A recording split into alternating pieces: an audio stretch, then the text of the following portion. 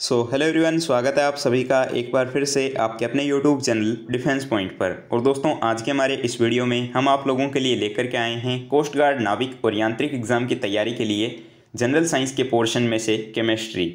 दोस्तों, आपके नाविक और यांत्रिक एग्ज़ाम के अंदर सेक्शन 1 में जो है 10 मार्क्स की जनरल साइंस पूछी जाती है, जिसमें कि 2 से 3 नंबर की केमिस्ट्री पूछी जाती है।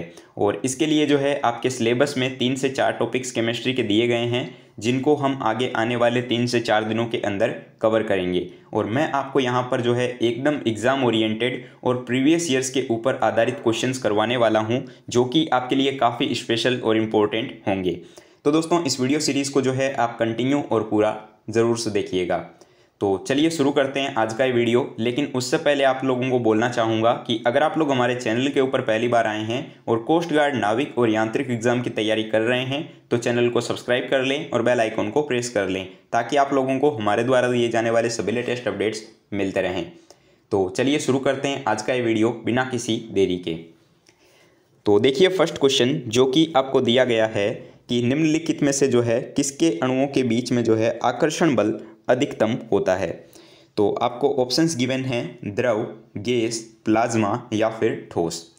तो देखिए दोस्तों, इसके लिए राइट आंसर जो है वो आपका हो जाएगा ऑप्शन नंबर डी, सॉलिड, यानी कि ठोस। क्योंकि देखिए, ठोस जो है वो पदार्थ की एक अवस्था है। जैसा कि हम सभी जानते हैं कि पदार्थ की विभिन्न प्रकार की अवस्थाएं होती है, जैसे कि ठोस, द्रव, गैस, प्लाज्मा, इस तरीके से। तो ठोस भी जो है आपके पदार्थ की एक अवस्था है, जिसकी पहचान जो है वो पदार्थ के आकार, आयतन और स्वरूप के द्वारा जो है हम करते हैं। ठीक है। और ठोस के अणुओं के बीच में जो है आकर्षण बल सबसे अधिक होता है, जो कि आपको क्वेश्चन में पूछा गया है। ठीक है।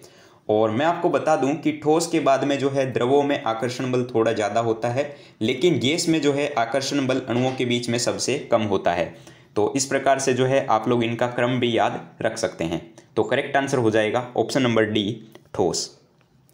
तो आई होप कि आपको समझ में आ रही होगी चीज़ें। तो बढ़ते हैं नेक्स्ट क्वेश्चन की ओर। तो अब देखिएगा दोस्तों, क्वेश्चन नंबर 2। यहाँ पर आपको प्रश्न दिया गया है कि पदार्थ के संदर्भ में जो है निम्न में से कौन सा कथन सही नहीं है।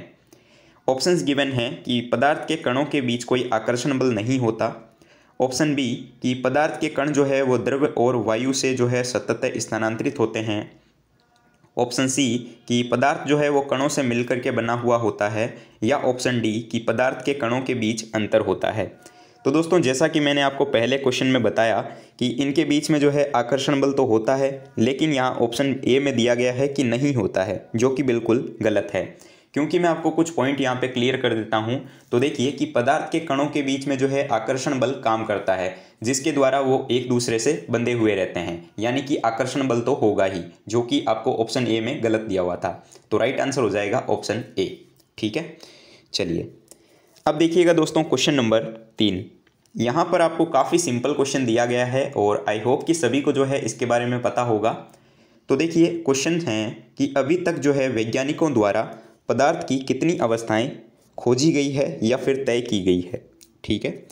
तो देखिए कि पदार्थ जो है वो ब्रह्मांड की विषय वस्तु है। ठीक है। यानी कि प्रत्येक वो वस्तु जो कि आपका स्थान घेरती है या फिर जिसके अंदर द्रव्यमान होता है, यानी कि मास होता है, उसको हम लोग जो है पदार्थ या फिर द्रव्य कहते हैं। ठीक है। और वैज्ञानिकों के द्वारा जो है अभी तक 5 अवस्थाएं तय की गई है, जिसमें कि आपको पता है solid, liquid, gas, plasma and BEC, यानी कि बोस आइंस्टीन कंडीशन। ठीक है। तो ये 5 अवस्थाएं अभी तक पदार्थ की खोजी गई है। तो आई होप कि आपको ये पता होगा। दोस्तों, मैं आपको यहाँ पर जो है एकदम बेसिक से समझाने की कोशिश करूँगा, जिससे कि आपको ज़्यादा हार्ड ना लगे चीज़ें और समझ में भी आ जाएंगी। ठीक है। तो एक चीज़ और बताना चाहूँगा दोस्तों आपको कि अगर आप लोग इंडियन कोस्ट गार्ड नाविक GD, DB और यांत्रिक एग्ज़ाम की तैयारी कर रहे हो, तो आप लोग जो है मुझे अनअकैडमी के ऊपर फॉलो कर सकते हो। यहाँ पर डेली रात को 9 बजे जो है हमारा एक लाइव मॉक टेस्ट चलता है, जो कि आपके एकदम सिलेबस और पेपर पैटर्न के ऊपर आधारित होता है, जो कि आपका रोज़ाना 9 बजे होता है रात में। तो इसके लिए जो है आप लोगों को सिंपली प्ले स्टोर से अनअकैडमी का लर्निंग ऐप इंस्टॉल करना है। उसके बाद अपनी बेसिक सी इन्फॉर्मेशन को फिलअप करके यहाँ पे रजिस्ट्रेशन कर लेना है। और डिफेंस की कैटेगरी में जाकर के जो है आपको एयरफोर्स, नेवी और कोस्ट गार्ड को सिलेक्ट करके यहाँ पर दोस्तों मेरा यूज़र नेम सर्च कर लेना है, जो कि अभी आपको स्क्रीन के ऊपर दिख रहा होगा। इसके अलावा आप लोगों को मेरे यूज़र नेम की लिंक इस वीडियो के नीचे डिस्क्रिप्शन बॉक्स में भी गिवन है। तो मेक श्योर कि आप मुझे यहाँ फॉलो ज़रूर से कर लें, जिससे कि आप लोगों को मेरी आने वाली सारी क्लासेस के नोटिफिकेशंस, अपडेट्स और PDF वगैरह मिलते रहे। दोस्तों पहली बार जो है हमारी क्लास को अनलॉक करने के लिए आप लोग कोड को यूज़ कीजिएगा DPYT10, जिससे कि क्लास जो है वो आपकी फ्री ऑफ कॉस्ट अनलॉक हो जाएगी। तो दोस्तों एक चीज़ और बता दूं कि कोस्ट गार्ड के साथ साथ जो है अगर आप में से कुछ student air force x group exam की तैयारी कर रहे हैं तो वो लोग ब्रह्मोस एयरफोर्स एक्स बैच में जो है इनरोल कर सकते हैं अनअकैडमी के। तो ये जो है आपका कंप्लीट बैच कोर्स होने वाला है एयरफोर्स एक्स ग्रुप एग्ज़ाम की तैयारी के लिए, जो कि 2 तारीख से लाइव हो चुका है। डिफेंस की टॉप फैकल्टीज़ के द्वारा आपको यहाँ पढ़ाया जा रहा है, तो इसमें आप लोग इनरोल कर सकते हो। इसमें इनरोल करते टाइम आप लोग हमारा referral code DPYT10 code use कीजिएगा, जिससे कि आपको प्लस में 10% का ऑफ भी देखने को मिल जाएगा। इसकी लिंक भी जो है आपको इस वीडियो के नीचे डिस्क्रिप्शन बॉक्स में गिवन है, ठीक है। आई होप कि आपको ये चीज़ें समझ में आई होंगी। तो बढ़ते हैं हमारे नेक्स्ट क्वेश्चन की ओर। तो अब देखिएगा दोस्तों प्रश्न संख्या 4। यहाँ आपको दिया गया है कि डैश में विसरण जो है वो अत्यधिक तीव्रता से होता है। ऑप्शंस हैं ठोसों में, द्रवों में, गैसों में या फिर प्लाज्मा में। तो देखिए पदार्थ की 3 अवस्थाएं होती है मुख्य रूप से, ठोस, द्रव और गैस, ठीक है। और उनमें जो है गैस जो है वो पदार्थ की वो भौतिक अवस्था है जिसका आकार और आयतन दोनों अनिश्चित होते हैं, ठीक है। और गैसों में विसरण जो है वो बहुत ज़्यादा तेज़ी से यानी कि अत्यधिक तीव्रता से होता है, क्योंकि रीज़न ये है कि गैस के अणुओं के बीच में जो है मैंने आपको बताया कि आकर्षण एवं प्रतिकर्षण नहीं होता है। तो राइट आंसर हो जाएगा ऑप्शन नंबर सी, गैसें। अब देखिएगा दोस्तों प्रश्न संख्या 5। यहाँ आपको क्वेश्चन दिया गया है कि निम्नलिखित में से कौन सा कथन गलत दिया गया है। तो ऑप्शंस हैं कि पदार्थ के कण स्थिर अवस्था में होते हैं, ऑप्शन बी कि पदार्थ के कण बहुत छोटे होते हैं, ऑप्शन सी कि पदार्थ के कण जो है वो एक दूसरे को आकर्षित करते हैं, या ऑप्शन डी कि पदार्थ के कणों के बीच में जो है रिक्त स्थान होता है, ठीक है। तो यहाँ जो है इसके लिए राइट आंसर दोस्तों अपना हो जाता है ऑप्शन नंबर ए कि पदार्थ के कणों के बीच जो है ये स्थिर अवस्था में होते हैं, क्योंकि हम जानते हैं कि सभी पदार्थ जो है वो कणों से मिलकर के बने हुए होते हैं और पदार्थ के कण जो है वो बहुत ज़्यादा छोटे होते हैं, इनके बीच में रिक्त स्थान होता है और ये कण जो है वो निरंतर गतिशील होते हैं और एक दूसरे को आकर्षित करते हैं, ठीक है। चलिए अब देखिएगा दोस्तों क्वेश्चन नंबर 6। यहाँ आपको प्रश्न दिया गया है कि मिश्रण जो होता है यानी कि मिक्सचर वो प्रकृति में हो सकता है, तो क्या हो सकता है। ऑप्शंस दिए गए हैं समांगी, विषमांगी, समांगी और विषमांगी दोनों, या फिर शुद्ध पदार्थ। तो यहाँ दोस्तों राइट आंसर अपना हो जाएगा ऑप्शन नंबर सी, मिश्रण जो है वो आपका समांगी और विषमांगी दोनों हो सकता है, क्योंकि प्रकृति में मिश्रण जो है वो आपके, अगर एग्जाम्पल दूँ तो समांगी मिश्रण कौन कौन सा हो जाएगा, जैसे कि नमक और जल का मिश्रण, चीनी और जल का मिश्रण, ठीक है। और विषमांगी मिश्रण का अगर आपको एग्जाम्पल दूँ तो मिट्टी और रेत का मिश्रण, और साथ ही तेल और जल का मिश्रण, ये सब जो है आपके विषमांगी मिश्रण हो जाएंगे, ठीक है। मैं आपको सजेस्ट करूंगा कि थोड़ा सा जो है आप लोग थ्योरी पोर्शन भी देखिएगा अपनी बुक्स में से, जिससे कि चीज़ें आपको और ज़्यादा समझ में आएंगी। दोस्तों वीडियो के लास्ट में अपना स्कोर कमेंट करना बिल्कुल भी मत भूलिएगा, ठीक है। चलिए बढ़ते हैं नेक्स्ट क्वेश्चन की ओर। तो अब देखिएगा दोस्तों प्रश्न संख्या 7। यहाँ आपको क्वेश्चन दिया गया है कि एक मिश्र धातु किसका एक उदाहरण है, ठीक है। ऑप्शंस हैं कोलॉइडी विलयन, पायस, ठोस विलयन या फिर विविध मिश्रण। तो देखिए सबसे पहले हम ये बात करते हैं कि विलयन क्या होता है, ठीक है।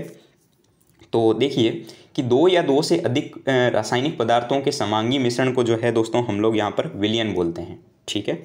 और प्रमुख प्रकार के विलयन की अगर बात करें तो ठोस में ठोस का विलयन जो है अगर हो जाएगा तो तांबा और जस्ता से बनी हुई पीतल, ठीक है। और ठोस द्रव का विलयन की अगर बात करेंगे तो थेलियम धातु में पारा धातु का विलयन, ठीक है। और गैस में अगर ठोस का विलयन की बात करेंगे तो वायु में कपूर का विलयन, ठीक है। तो राइट आंसर हो जाएगा ऑप्शन नंबर सी, ठोस विलयन, ठीक है। मिश्र धातु जो है वो आपके ठोस विलयन का एक उदाहरण होती है। अब देखिएगा दोस्तों प्रश्न संख्या 8। यहाँ आपको क्वेश्चन दिया गया है कि हवा क्या है, ठीक है। तो देखिए कि वायु जो होती है वो पृथ्वी के वायुमंडल में शामिल गैसों जैसे कि तत्वों और यौगिकों का एक मिश्रण है, ठीक है। और वायुमंडल में विभिन्न प्रकार की गैसें होती है, जिसमें कि सबसे अधिक नाइट्रोजन, उसके बाद ऑक्सीजन, फिर आर्गन, फिर नियोन, फिर हीलियम, मीथेन, ऐसे प्रकार से जो है कई गैसें पाई जाती है, ठीक है, जो कि मतलब तत्व और यौगिकों का मिश्रण होती है। तो राइट आंसर अपना हो जाएगा ऑप्शन नंबर डी, जैसा कि इसमें दिया गया है कि दोनों तत्वों और यौगिकों का मिश्रण होती है, ठीक है। चलिए बढ़ते हैं अगले प्रश्न की ओर। तो अब देखिएगा क्वेश्चन नंबर 9। यहाँ बोला जा रहा है कि इनमें से कौन सा एक यौगिक नहीं है, ठीक है, यानी कि नॉट ए कंपाउंड। तो सबसे पहले आप ये समझिएगा यहाँ पर इस क्वेश्चन को देखने से पहले कि यौगिक क्या होते हैं, ठीक है, यानी कि कंपाउंड क्या होता है। तो देखिए कि दो या दो से अधिक एलिमेंट्स जो है वो जब एक निश्चित रेशियो के अंदर जो है मतलब केमिकल बॉन्ड यानी कि रासायनिक बंध के द्वारा जुड़ करके जो है मैटर बनाते हैं या पदार्थ बनाते हैं, उसी को हम लोग बोलते हैं रासायनिक यौगिक, ठीक है। फॉर एग्जांपल मान लीजिए कि आपके चौक होती है, हाइड्रोजन सल्फाइड है, सल्फर डाइऑक्साइड है, ठीक है, ये सब जो है आपके यौगिक हैं, ठीक है।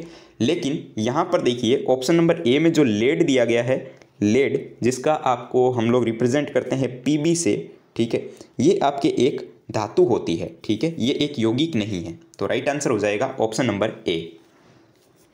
अब देखिएगा दोस्तों प्रश्न संख्या 10। यहाँ आपको दिया गया है कि इनमें से कौन सा एक भौतिक परिवर्तन नहीं है, ठीक है। तो देखिए ऑप्शंस हैं कि ठोसों का द्रवों में पिघलना, गैसों का द्रवों में द्रवीकरण, पदार्थों का किण्वन या फिर द्रवों का गैसों में वाष्पीकरण। तो यहाँ पे जो है राइट आंसर हो जाएगा option number C, fermentation of matters, यानी कि पदार्थों का किण्वन। क्योंकि पदार्थों का किण्वन जो है वो एक रासायनिक प्रक्रिया है, ठीक है। जैसे कि अगर और एग्जांपल से बताऊं तो दूध से दही का बनना आपने सुना होगा, गन्ने के रस से जो है सिरके का बनना सुना होगा। तो ये सब जो है वो रासायनिक परिवर्तन होते हैं, ठीक है, ना कि भौतिक। तो राइट आंसर हो जाएगा ऑप्शन सी। अब देखिएगा क्वेश्चन नंबर 11। यहाँ दिया गया है कि इनमें से कौन सा रासायनिक परिवर्तन नहीं है। ऑप्शन हैं ईंधन का दहन, अम्लीकृत जल का वैद्युत अपघटन, ऑप्शन सी ऑक्सीकरण यानी कि लोहे में जंग लगना, या फिर प्लेटिनम तार का जलना। तो देखिए रासायनिक परिवर्तन जिसमें कि अम्लीकृत जल का वैद्युत अपघटन नहीं है, ठीक है, क्योंकि जबकि ईंधन का दहन, ऑक्सीकरण यानी कि लोहे में जंग लगना और प्लेटिनम के तार का जलना, ये सारे जो है आपके रासायनिक परिवर्तन हो जाते हैं, ठीक है। तो राइट आंसर हो जाएगा ऑप्शन नंबर बी। अब देखिएगा दोस्तों प्रश्न संख्या 12। तो यहाँ आपको क्वेश्चन दिया गया है कि इनमें से कौन सा जो है आपके एक केमिकल चेंज नहीं है। तो ऑप्शंस गिवन हैं मक्खन का खट्टा होना, CO2 से सूखी बर्फ बनना, एक प्लेटिनम के तार का गर्म होना, या फिर लोहे का चुंबकीयकरण। तो देखिए वो परिवर्तन जिसमें कि नए पदार्थ बन जाते हैं उन्हीं को हम बोलते हैं रासायनिक परिवर्तन, ठीक है। और ये जो है वो एक अनुत्क्रमणीय प्रक्रिया होती है और रासायनिक क्रिया जो है उसी पदार्थ से परिवर्तित नहीं होती, ठीक है। और इसके एग्जाम्पल से अगर मैं आपको समझाना चाहूँ तो देखिए लोहे में आपने जंग लगना देखा होगा, ठीक है, जिससे क्या होता है कि लोहे के ऊपर एक परत आ जाती है भूरे रंग की, ठीक है। और मक्खन का खट्टा होना, कागज का जलना, ये सब जो है आपके इसके एग्जाम्पल्स हैं, ठीक है ना। तो राइट आंसर हो जाएगा ऑप्शन नंबर ए, ठीक है, मक्खन का खट्टा होना, जो कि आपका एक रासायनिक परिवर्तन है। दोस्तों मैं उम्मीद कर रहा हूं कि आपको चीज़ें समझ आ रही होगी। अगर आपको कोई डाउट आता है या फिर किसी तरीके का आपका कोई क्वेश्चन है तो आप नीचे कमेंट बॉक्स में मुझे बता सकते हो, मैं आपको सॉल्यूशन प्रोवाइड करने की कोशिश करूंगा, ठीक है। चलिए अब देखिएगा अगला प्रश्न, ये थोड़ा सा अच्छा क्वेश्चन हो जाता है कि कौन सा नियम कहता है कि रासायनिक अभिक्रिया में द्रव्यमान को ना तो उत्पन्न किया जा सकता है और ना ही नष्ट किया जा सकता है। वेरी इंपॉर्टेंट क्वेश्चन है, ठीक है, आपके एयरफोर्स एग्जाम्स में तो आ चुका है ये सवाल, अब कोस्ट गार्ड में भी आ सकता है। ऑप्शंस हैं स्थिर अनुपात का नियम, व्युत्क्रम अनुपात का नियम, ऊर्जा संरक्षण का नियम, या फिर द्रव्यमान संरक्षण का नियम। तो इसके लिए जो है करेक्ट आंसर है आपका law of conversion of mass, यानी कि द्रव्यमान संरक्षण का नियम। तो ये नियम क्या होता है, किसने दिया था, इसके बारे में जानते हैं। तो द्रव्यमान संरक्षण के नियम का प्रतिपादन जो है वो आपके फ्रांस के रसायन वैज्ञानिक एंटोनी लेवोसियर के द्वारा किया गया था। और द्रव्यमान संरक्षण के नियम के अनुसार क्या होता है कि रासायनिक अभिक्रिया में जो है द्रव्य को ना तो उत्पन्न किया जा सकता है और ना ही इसको नष्ट किया जा सकता है। अर्थात एग्जाम्पल मतलब और इजीली बताऊं तो एक रासायनिक अभिक्रिया में जो है उत्पादों का जो है द्रव्यमान अभिकारकों के द्रव्यमान के बराबर हो जाता है, ठीक है। चलिए अब देखिएगा दोस्तों प्रश्न संख्या 14। यहाँ आपको क्वेश्चन दिया गया है कि तरल पदार्थ से गैस में परिवर्तन होने की प्रक्रिया को क्या कहा जाता है। ये आपके इंडियन कोस्ट गार्ड नाविक एग्जाम के ही प्रीवियस ईयर्स का क्वेश्चन है। तो काफ़ी सिंपल क्वेश्चन है, देखिएगा। ऑप्शंस हैं वेपोराइजेशन, अवक्षेपण, निस्तापन, या फिर घनीकरण, ठीक है। तो तरल पदार्थ से गैस में परिवर्तित होने की प्रक्रिया, ठीक है। आपने पानी को गर्म होते हुए देखा होगा, जब हम ताप देते हैं पानी को तो वो गैस में बदलने लगता है, ठीक है, धीरे धीरे। इसी को जो है हम वाष्पीकरण बोलते हैं, ठीक है ना। तो वाष्पीकरण के कारण क्या होता है कि द्रव का ताप जो होता है वो कम होता है। ठीक है, तो राइट आंसर हो जाएगा ऑप्शन नंबर ए, वेपोराइजेशन यानी कि वाष्पीकरण। अब देखिएगा दोस्तों क्वेश्चन नंबर 15। यहाँ आपको क्वेश्चन दिया गया है कि निम्नलिखित में से किसको किसी तत्व के उस सूक्ष्मतम कण के रूप में परिभाषित कर सकते हैं जो स्वतंत्र रूप में अस्तित्व में रह सकता है। तो दोस्तों लास्ट लाइन आप पढ़ करके जो है एकदम आसानी से बता सकते हो इसका एक आंसर क्या होगा, जो आपके स्वतंत्र रूप में अस्तित्व में रह सकता है। तो ऑप्शंस जो दिए गए हैं इलेक्ट्रॉन, प्रोटॉन, न्यूट्रॉन और अणु, तो आपको पता है कि अणु जो है वो आपके स्वतंत्र अस्तित्व में रह सकता है। ठीक है, क्योंकि डेफिनेशन क्या होती है कि अणु जो है वो पदार्थ का वो छोटा कण होता है जो प्रकृति में स्वतंत्र अवस्था में पाया जाता है लेकिन रासायनिक प्रतिक्रिया में भाग नहीं ले सकता। ठीक है, और अणु जो है वो 2 या 2 से अधिक परमाणुओं से मिलकर के बनता है। तो राइट आंसर हो जाएगा ऑप्शन डी। तो चलिए बढ़ते हैं आगे की ओर। तो अब देखिएगा क्वेश्चन नंबर 16। यहाँ आपको क्वेश्चन दिया गया है कि किस वैज्ञानिक ने पदार्थ की प्रकृति के बारे में बुनियादी सिद्धांत का प्रतिपादन किया था। ऑप्शन है एंटोनी लेवोजियर, जोसेफ प्राउस्ट, डेमोक्रिट्स या फिर जॉन डाल्टन। तो देखिए जॉन डाल्टन ने जो है पदार्थ की प्रकृति के बारे में जो है आपके बुनियादी सिद्धांत को प्रतिपादित किया था, और डाल्टन का ये जो सिद्धांत है यह रासायनिक संयोजन के नियमों के ऊपर आधारित है। ठीक है, और डाल्टन ने जो है आपके परमाणु सिद्धांत के द्रव्यमान संरक्षण के नियम और निश्चित अनुपात के नियम की युक्ति संगत जो है व्याख्या भी की थी। ठीक है, इसी ने बताया था कि सभी द्रव्य या फिर पदार्थ जो है वो परमाणुओं से मिल करके बने हुए होते हैं। ठीक है ना, तो राइट आंसर हो जाएगा ऑप्शन डी। अब देखिएगा दोस्तों प्रश्न संख्या 17। यहाँ आपको क्वेश्चन दिया गया है कि निम्नलिखित वैज्ञानिकों में से किसने जो है स्थिर अनुपात के नियम को प्रतिपादित किया था। इंपॉर्टेंट क्वेश्चन है, ध्यान में रखिएगा। जोसेफ प्राउस्ट ने जो है स्थिर अनुपात या फिर निश्चित अनुपात के नियम को जो है प्रतिपादित किया था। तो राइट आंसर हो जाएगा ऑप्शन बी। इस नियम के अनुसार होता क्या है, तो प्रत्येक रासायनिक यौगिक में जो है उसके अवयवी तत्व द्रव्यमान के अनुसार जो है सदैव एक निश्चित अनुपात में पाए जाते हैं, चाहे वे किसी यौगिक भी विधि से प्राप्त किए गए हो। ठीक है, चाहे वो मतलब कोई भी यौगिक जो है किसी भी विधि से प्राप्त किया हो वो जो है निश्चित अनुपात में पाए जाते हैं। ये जोसेफ प्राउस्ट ने बताया था अपने स्थिर अनुपात के नियम में। ठीक है, चलिए अब देखिएगा दोस्तों क्वेश्चन नंबर 18। यहाँ आपको क्वेश्चन गिवन है कि परमाणु रासायनिक रूप से जुड़ करके डैश बन जाते हैं। ऑप्शंस दिए गए हैं अणु, तत्व और मिश्र धातु या फिर मिश्र धातु। तो देखिए जैसा कि मैंने अभी आपको पीछे के क्वेश्चंस में बताया था कि 2 या 2 से अधिक एक ही प्रकार के अथवा या फिर अलग अलग प्रकार के तत्वों के परमाणु जो है आपस में जुड़ करके जो है अणु का निर्माण करते हैं। तो राइट आंसर हो जाएगा मॉलिक्यूल्स यानी कि अणु। देखिए दोस्तों क्वेश्चन नंबर 19, और यहाँ क्वेश्चन दिया गया है कि अणु का गठन करने वाले परमाणुओं की संख्या को डैश के रूप में जाना जाता है। ऑप्शंस हैं परमाणु द्रव्यमान, परमाणुकता, परमाणु क्रम या फिर संयोजकता। तो इसके लिए राइट आंसर हो जाएगा ऑप्शन नंबर बी, परमाणुकता। ठीक है, कि किसी अणु संरचना में जो है प्रयुक्त होने वाले परमाणुओं की संख्या को जो है उस अणु की परमाणुकता कहा जाता है। यानी कि अणु का जो है गठन करने वाले परमाणुओं की संख्या इसके परमाणुकता के रूप में जानी जाती है। जैसे कि ऑक्सीजन की अगर बात करें तो ऑक्सीजन अणु यानी कि इस तरीके से हम इसको लिखते हैं, तो ऑक्सीजन अणु की परमाणुकता जो है वो आपके 2 है। ठीक है, चलिए इस तरीके से इसको लिखा जाता है। आई होप कि आपको समझ में आया होगा। तो अब देखिएगा दोस्तों प्रश्न संख्या 20। यहाँ आपको क्वेश्चन दिया गया है कि एवोगैड्रो की संख्या यानी कि 6.02 × 10⁻23 मोल है, तो किसी त्रिपरमाणु गैस के जो है 0.1 मोल में परमाणुओं की संख्या क्या होगी।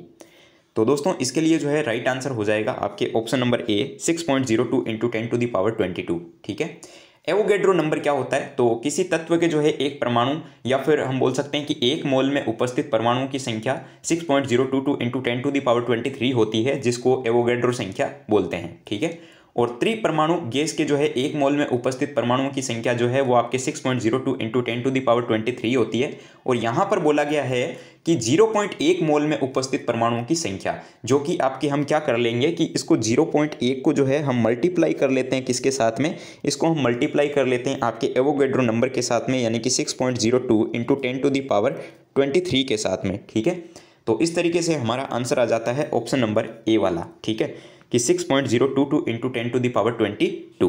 तो आई होप कि आपको यह समझ में आया होगा। तो दोस्तों आज मैंने आपको 20 क्वेश्चंस करवाए हैं। उम्मीद करता हूँ आपको ये सारे क्वेश्चन समझ में आए होंगे और चीज़ें आपको समझ आई होंगी।